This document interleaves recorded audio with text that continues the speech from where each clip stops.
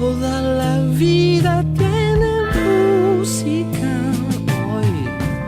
Todas las cosas tienen música. El sol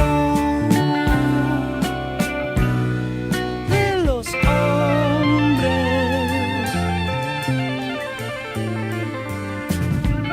Todas las cosas tienen música hoy. Todos los hombres tienen música del sol.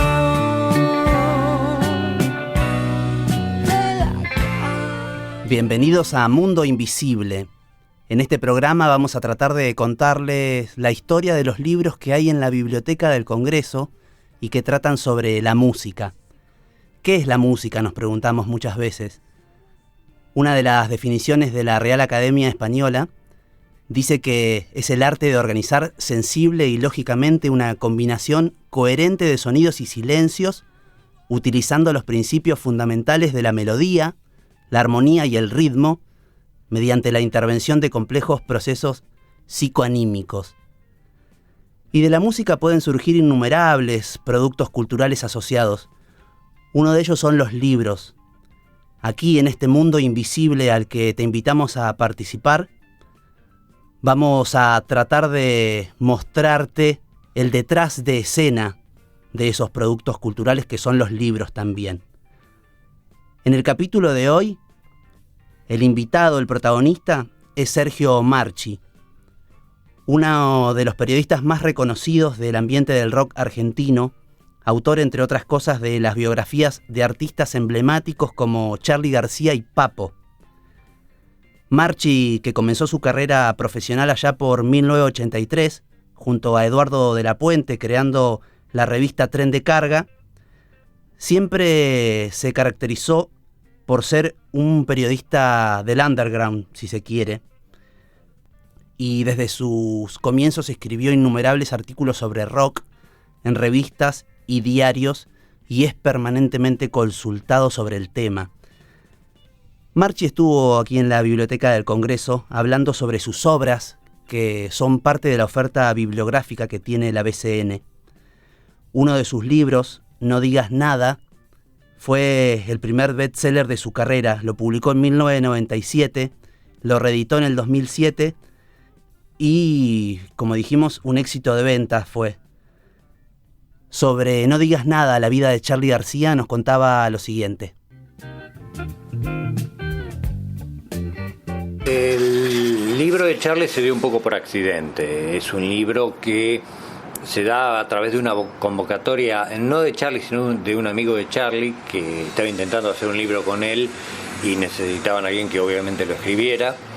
Entonces Charly me dijo en su momento que él tomó una decisión porque era un autor o yo, y me eligió a mí por alguna cuestión de onda.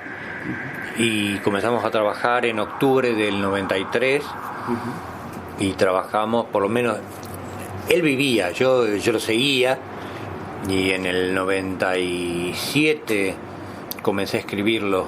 No pude escribirlo antes, no había modo de que el libro fuera escrito, por más que yo tenía mucho entrenamiento, mucho trabajo ya hecho. Hacer un libro era una cosa diferente, y descubrí que el libro tenía como una vida propia, que iba a decidir el libro cuándo quería ser escrito, y eso fue en enero del 97. ¿Y cómo fue compartir tantos momentos con él?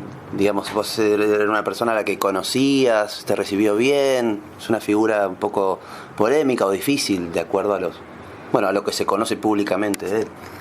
Yo a Charly lo conocía por motivos profesionales, de hacer notas con él desde fines de 1984, y en esa época, en los 80, había como una especie de club rockero que se daba en los distintos lugares donde había shows, donde había presentaciones. Más que nada era como que todos andábamos por los mismos lugares. Inclusive Charly, que ya era una super estrella, mega estrella, iba de vez en cuando, y Charly nunca había sido un tipo inaccesible, y al contrario, como me conocía, comenzábamos a hablar naturalmente en esos lugares, ni de vuelta corto. Yo lo conocí a él cuando le hice una nota para Tuits y Gritos, año 1984, que era una revista Tuits y Gritos, Y después volví a encontrarme con él en la casa de Andrés Calamaro, que yo había ido a cenar con Alfredo Rosso, y a los postres llegó Charlie. Y después nos fuimos todos a ver a Fito Páez y Baglietto en la Esquina del Sol, que es un pub que hoy no existe más. Bueno, y imagino que desde el 97 a esta fecha tendrás un poco la imagen de lo que representa ese libro de Charly García para el público rockero, básicamente, o para los amantes de la música. Sí, me di cuenta que ese libro, para mí, bueno, es el libro quizás más vendedor que he hecho y más importante, además de que fue el primero. Yo no me fijo mucho en la trascendencia que tiene. Sin embargo, la percibo porque hay gente que me sigue hablando de ese libro hoy en día. Incluso hace poco releí una parte para ver qué había escrito y me pareció que estaba bastante bien, que quizás hoy con más experiencia podría hacerlo de otra manera, pero es un libro que, te digo, fue muy mágico por cómo se dio, por cómo comencé a escribirlo de un modo no muy consciente. Es como que sabía cómo lo tenía que escribir, pero no porque pensara, sino porque como si hubiera una voz que te dictase, que no era la voz de Charly ni la voz de Dios, claro. Era como que algo en el instinto se manifestaba y me decía por dónde debía ir, y yo tenía ya algunas pautas, que no iba a ser un libro convencional, que no tenía que ser cronológico y que tenía que atestiguar lo que le estaba pasando a Charly, que era lo que él quería. ¿Y te imaginas una segunda parte del libro del 97 acá con un Charly tan cambiado, el actual, si se quiere, recuperado de sus adicciones? Hubo una segunda parte de este libro que tuvo una actualización en el año 2007, que es la parte que va desde, digamos, Say No More hasta la no concreción de Kill Hill. Él estaba luchando por hacer ese disco cuando yo cerré la actualización 10 años más tarde. Hubo un prólogo, una introducción, algunas dedicatorias nuevas porque habían muerto María Gabriela Pumer y Oscar Moro, que son dos personas que yo quise muchísimo. Esa fue la segunda parte. No me imagino escribiendo una tercera. Sí me imagino escribiendo otro tipo de libro sobre Charly.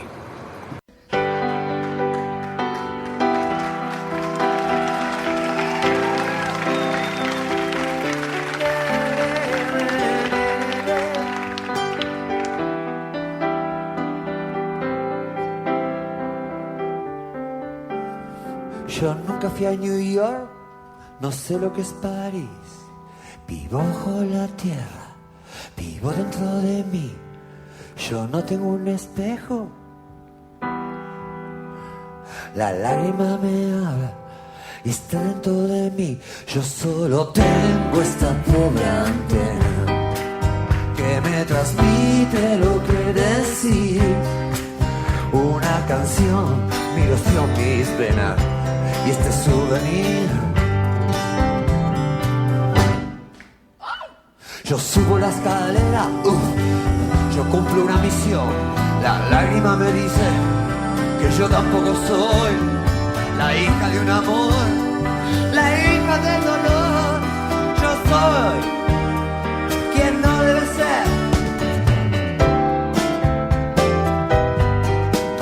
No digas nada, vete de aquí, porque yo estoy donde nunca voy, donde nunca fui. Tómalo con calma, la cosa es así. Ya se hace de noche, me tengo que ir.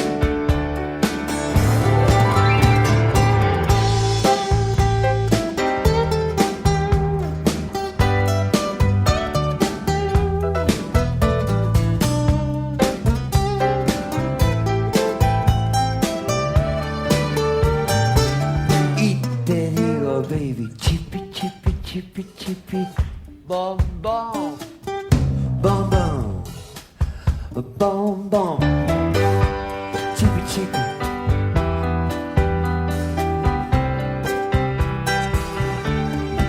Si este dolor durará por siempre, es que el mercurio lo tengo aquí.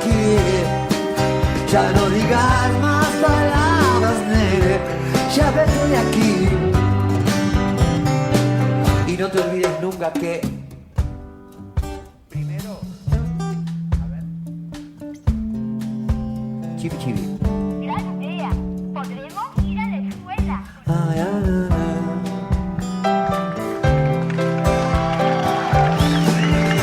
Esta canción durará por siempre. Por eso mismo yo la hice así. Una canción sin amor, sin dolor, la canción sin fin. Again. Esta canción durará por siempre, como los discos.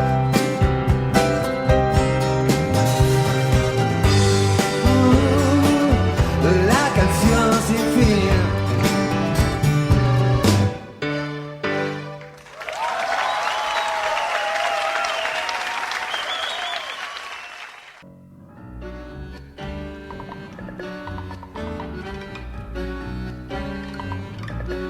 BCN Radio, Cultura Federal.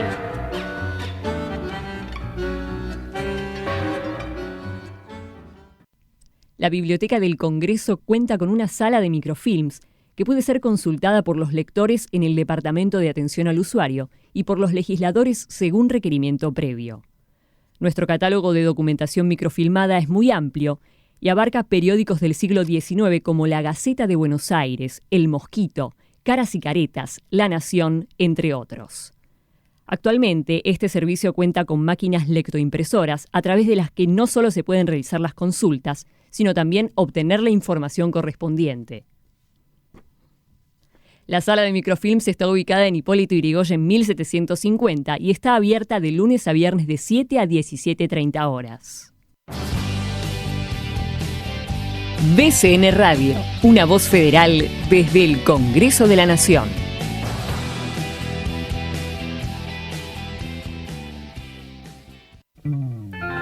Toda la vida tiene música hoy. Todas las cosas tienen música. El sol. Seguimos en Mundo Invisible, hoy conociendo ese mundo invisible de Sergio Marchi, una de las voces de las plumas más autorizadas a la hora de hablar de la historia del rock argentino. Lo decía en esa primera parte sobre su libro sobre Charly García, Sergio Marchi, el libro más vendedor que tuve. Sin embargo, en 2011, su bibliografía sumó la vida, después de una investigación extensa, de Papo, Norberto Aníbal Napolitano, que fue publicada por Editorial Planeta, y El hombre suburbano también se convirtió en un bestseller. Hay toda una historia detrás de la producción de ese libro, y lo seguimos escuchando a Sergio. El libro de Papo arranca, como te conté, en el año 1998, cuando él me dice que está haciendo un libro con otra persona. Yo descarto el proyecto. Invito a Papo en mi programa de radio, en Radio Continental, año 2003, a charlar de su reciente disco, o el último, lamentablemente, Buscando un Amor.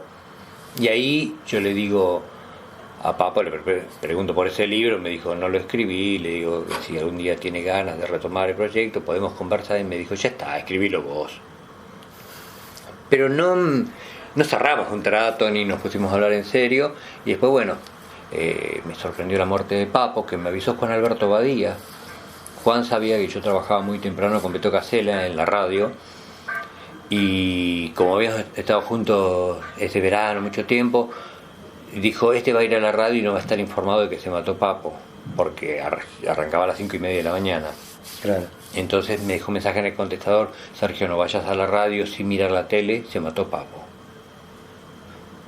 Y cuando me entero de eso y veo la tele y efectivamente compruebo la triste noticia, yo me acuerdo que me voy al baño a lavar la cara, a enjuagarme las lágrimas que habrán surgido y a decir, qué pena. No vamos más allá de la pena de su muerte, era que el libro se había acabado. Y el libro había comenzado ahí. 2 años más tarde tengo como una especie de sensación. Me cuenta una anécdota de Papo que me comienza a trabajar en la cabeza y termina explotándome un día diciendo: ¿por qué estoy pensando tanto en Papo? Y cuando veo la fecha en el diario, es la fecha de su muerte, 2 años habían cumplido. Entendí ahí que tenía que escribir ese libro porque era una deuda con un tipo que no había sido mi amigo, pero que sí había sido un ídolo para mí y un grande de rock nacional, y que tenía que acometer esa tarea. Esa tarea tiene 2 tramos. Primero, bueno, hablé con el hijo y hablé con la hermana. La hermana no quiso participar en un principio, el hijo estuvo de acuerdo. Después, cuando termina el libro, la hermana está contenta con la biografía y el hijo no. Son cosas que pasan. Y en determinado momento yo tengo como un desaliento, porque era una enormidad la biografía de Papo. Y después de haber hecho 15 notas y me quedaban 40 y pico, decía: no voy a llegar nunca. Y una vez más, el que me devolvió el entusiasmo, digo una vez más, algún día poder contar todo, fue Luis Alberto Spinetta, que aceptó hablar para el libro cuando yo pensé que no iba a hablar para el libro. Y la alegría que me dio que Luis hubiera hablado conmigo fue tan grande que me renovó el entusiasmo. Digo, tengo una pieza fundamental, voy por las otras. Seguro. Y lo terminé 2-3 años más tarde. Te iba a consultar sobre cómo es el proceso de escribir un libro, hasta cuánto te involucrás, porque imagino que tu vida sigue, tus compromisos diarios.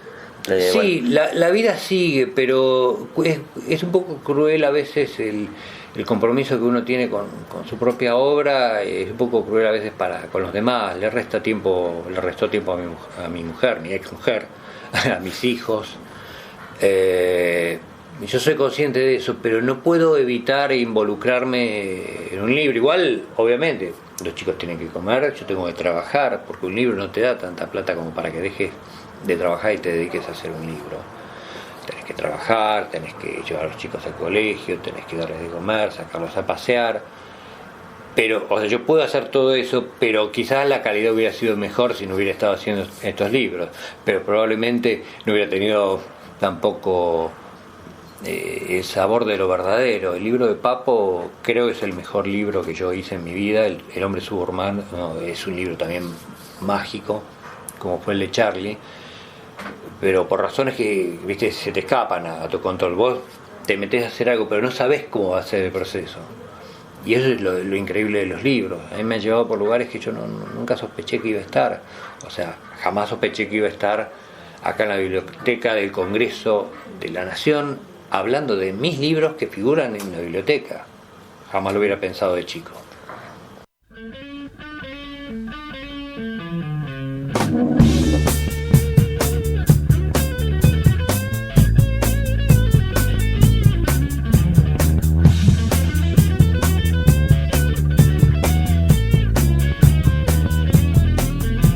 Estamos en el tiempo en que el ser humano vive con razón de ser.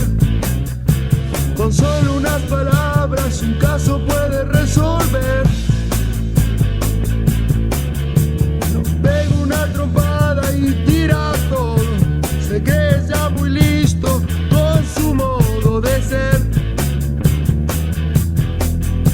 Un hombre sin historia, sin tiempo y sin memoria puede reaccionar así, pero no se da cuenta, su personalidad en venta está. El hombre suburbano sigue su rutina sin darse cuenta que su vida terminará.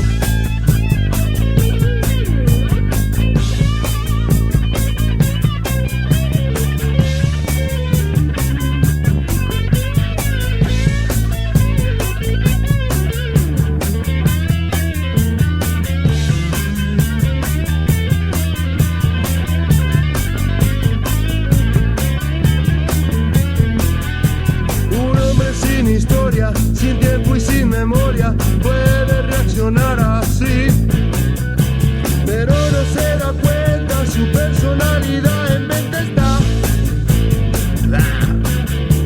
El hombre suburbano sigue su rutina sin darse cuenta que su vida terminará. Estamos descubriendo el mundo invisible de Sergio Marchi, uno de los periodistas de rock más reconocidos de la Argentina, autor de la biografía de Charly García, como nos contaba primero, y de Papo, como acabamos de escuchar. Marchi despertó también algo de polémica cuando publicó El Rock Perdido, basado en la tragedia de República Cromañón, una visión muy particular sobre lo que se entiende por rock. Y esto nos decía. Cromañón significó una tragedia terrible, una de las mayores tragedias a nivel de espectáculo mundial en la historia, pero una tragedia terrible que deja muchas secuelas y muchas historias humanas cegadas y muchas historias humanas involucradas afectivamente que se han visto muy, muy afectadas. Pero me daba la impresión a mí que como se estaba manejando el tema, se excluía mucho a la responsabilidad propia de los rockeros en ese escenario que estaba llamado a ser una tragedia. Entonces, un poco el eje fue ese, y explicar cómo era que el público se había ido transformando a raíz de las transformaciones sociales de la propia Argentina, y cómo el destino de una parte de la sociedad vinculada al rock tenía que ver con el derrotero también de la historia argentina. Es un libro que se me criticó mucho, pero que a la vez no se criticó tanto como yo esperaba.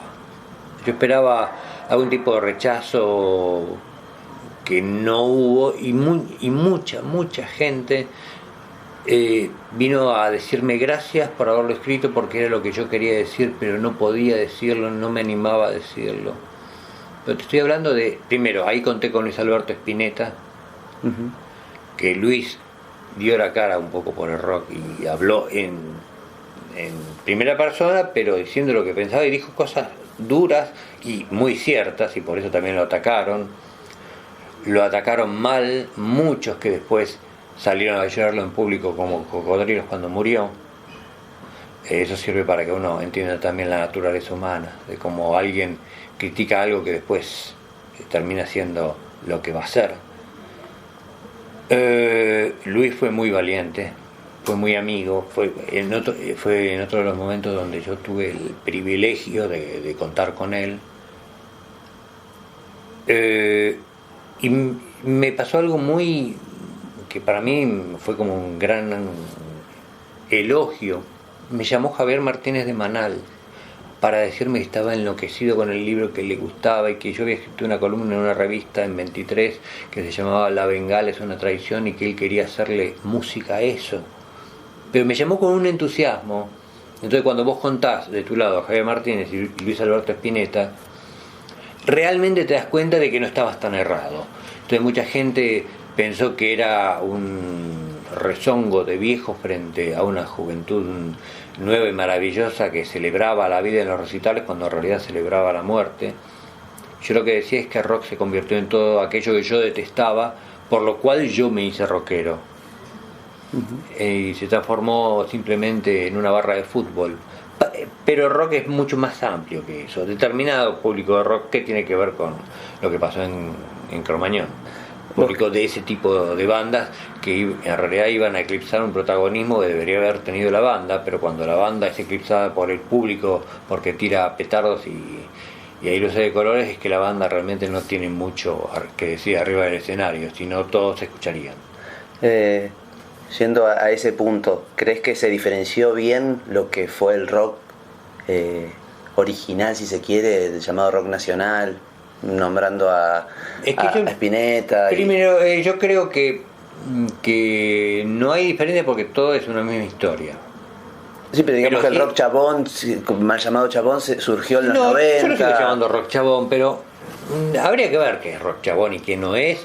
La etiqueta es un poco despectiva, Y hay bandas que se consideran de rock chabón que yo no las considero de rock chabón. Bersuit, Los Piojos. Los Piojos son una gran banda, fueron una gran banda. Más allá de que te guste o no, objetivamente hay que reconocer eso. Lo mismo con Bersuit. Por más que hubiera un público muy bengalero, muy futbolero, y que ellos tuvieran un poco esa estética, fueron buenas bandas. Pero lo que vino después no fue tan bueno. O sea, no eran bandas donde hubiera ideas, donde hubiera propuestas, donde hubiera una propuesta artística seria, importante, que te puede gustar o no, pero que vos no podés dejar de reconocer.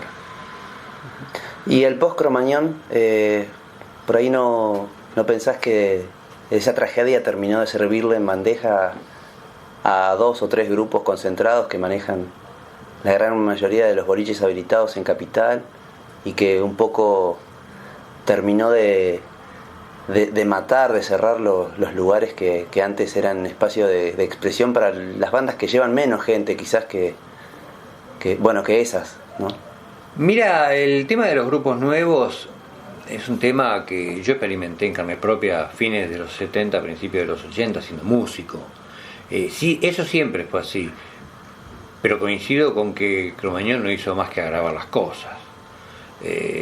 Puso como a los funcionarios municipales en un exceso de celo por demostrar que estaban cuidando que las cosas se hicieran bien y no se repitieran, y con eso armaban operativos, cerraban lugares porque a lo mejor había un matafuego que funcionaba un poco mal, que no era una razón para cerrar un lugar, era más como una operación mediática.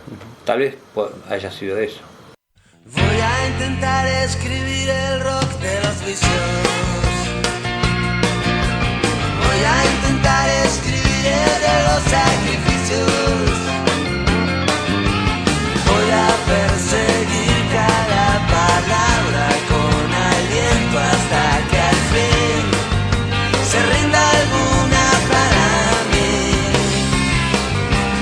Voy a tratar con la tinta y voy a tratar con la imprenta.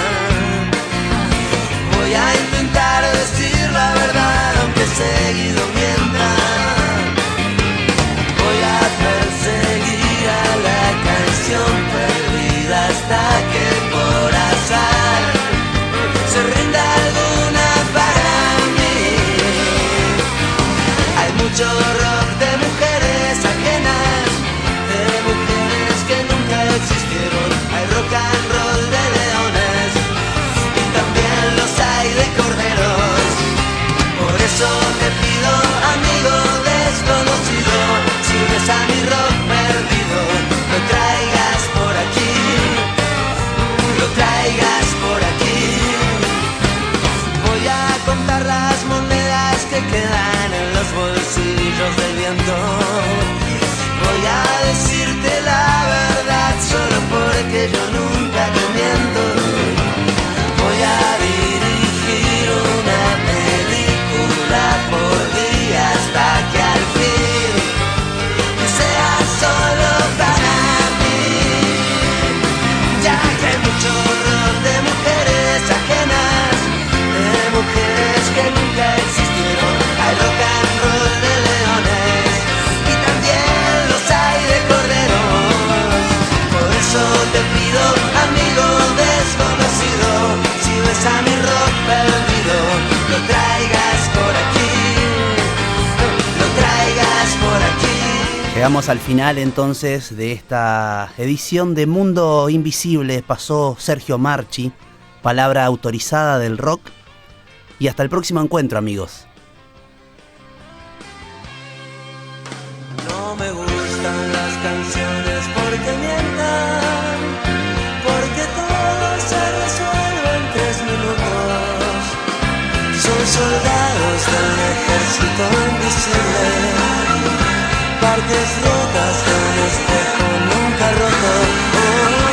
Te dedico mis canciones porque sientes que la vida no está hecha de canciones, está hecha de pedazos de tormenta, está hecha de malditas sensaciones. Voy a contar las monedas que quedan en los bolsillos del viento. Voy a decir que la verdad solo porque yo nunca te miento.